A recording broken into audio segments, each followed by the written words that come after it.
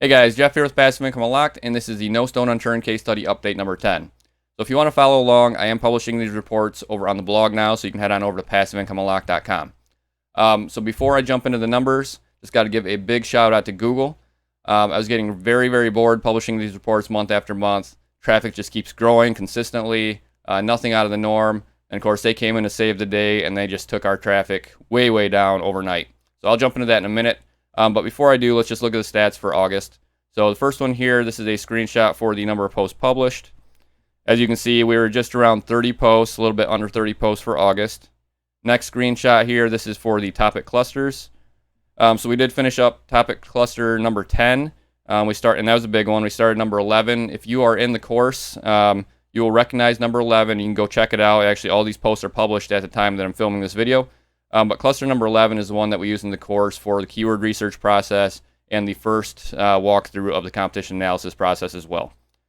All right, so for the traffic, two screenshots I'm going to bring up here. So the first one is Search Console. As you can see, everything is trending up until the very last day of August there, and that's a lifetime report that you're looking at. And then the second screenshot here, this is from Google Analytics. Same thing, growing nicely month over month. August was a 35% increase over July. So not a huge increase, but still pretty substantial, putting us right around the 20,000 page view mark. So like I said right in the beginning of the video, that's all about to change. So the next video is going to be a lot more interesting. And this case study is probably going to be more interesting going forward because instead of just focusing on constant growth, we're going to be focusing on can we recover from the update, I guess. So the helpful content update that happened towards the end of August, it impacted two of our sites. The two sites that it hit were the two newest sites. Both these sites are lower in domain authority. The other four sites that are much higher in domain authority, according to Ahrefs, they're around anywhere from like 35 to 45, those four sites, and they were untouched. These two new sites, for example, this one has a domain authority less than 1. It's still pretty new. We don't have a lot of good backlinks, and I'm not saying that that's the only factor, of course, but that's just one correlation that I noticed, one thing that's similar between those two sites that got hit. The other site that got hit dropped by about 30%. This site dropped by about 50%, and I'll bring up a screenshot here in a second. So as far as the helpful content update, when you go through their list of questions that they had, and I'll link to that in the description if I remember, but basically there's a few things that jump out at you that Google wants to see with this update. So one, they want to cut down on the amount of AI content out there. That's obviously become an issue. There's a lot of people using AI tools now generating thousands of pages overnight. So they definitely want to cut down on that.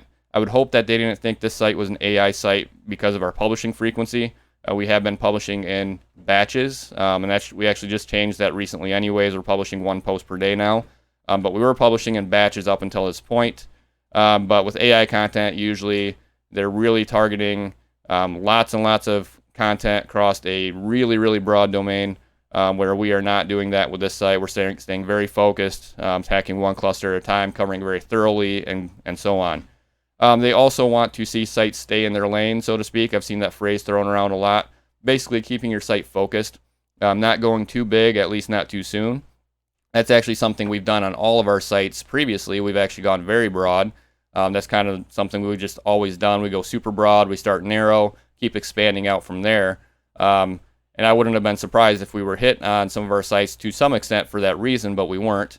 But this particular site, it's the opposite. We picked a much narrower niche, and it's still pretty broad, but it's fairly narrow at the same time. It's very focused, I should say.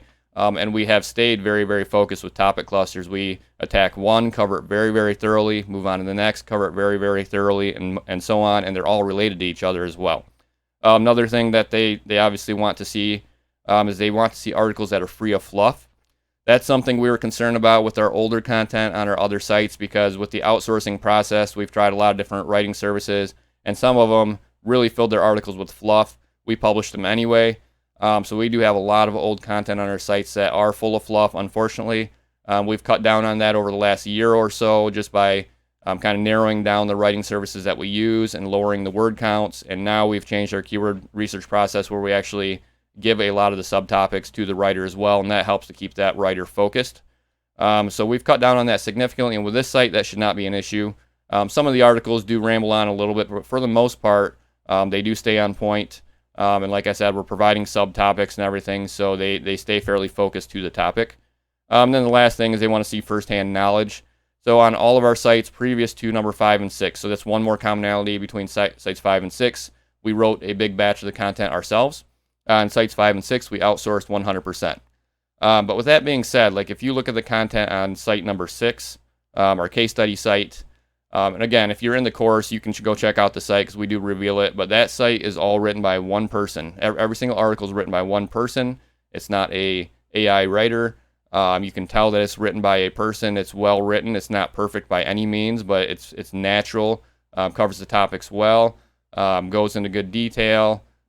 We cite resources. We do lots of internal linking, external linking, and so on. So I don't think that would be an issue with this site.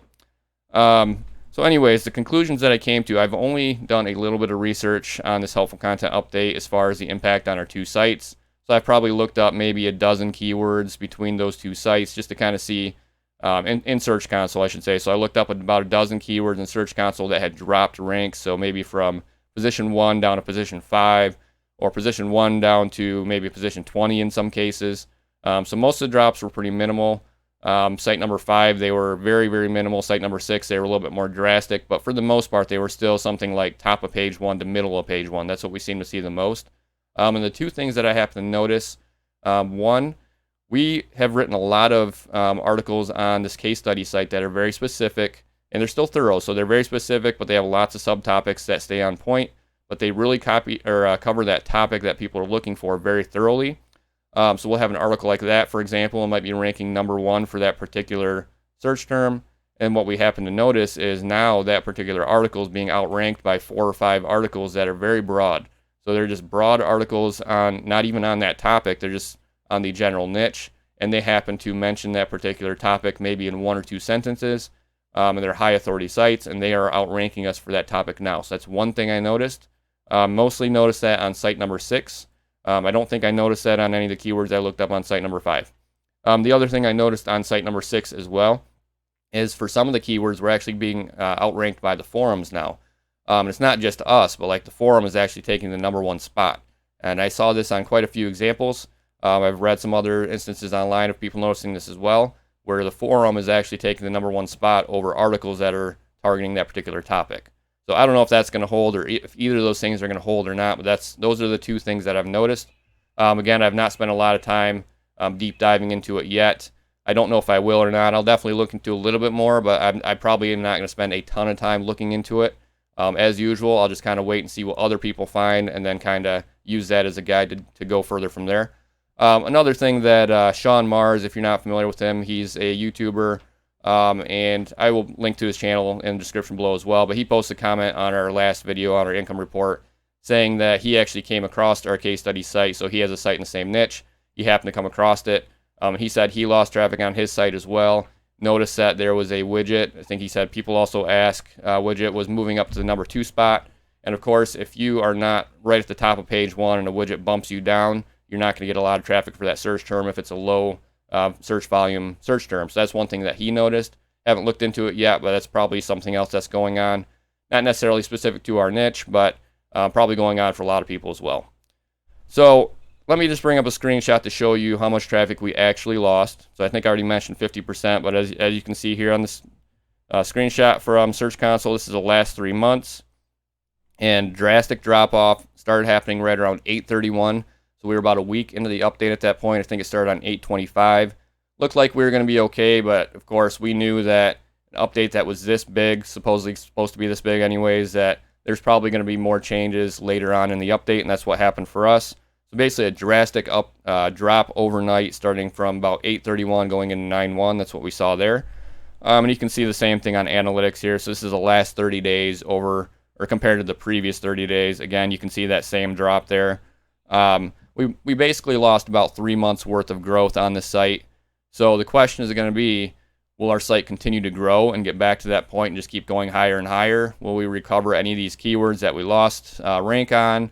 Or is our site just going to start to flatten out from here and become stagnant? So those are the things that we're going to be watching for. So again, I said right in the beginning here, this really changes the case study update videos that I'm doing, because instead of just showing you month over month growth, where we were quickly getting to that point where we're going to be able to apply for Mediavine ads, now we've been taken down a notch. And we're going to have to see, are we going to continue to grow at a pretty high rate, or are we going to stay flat from here?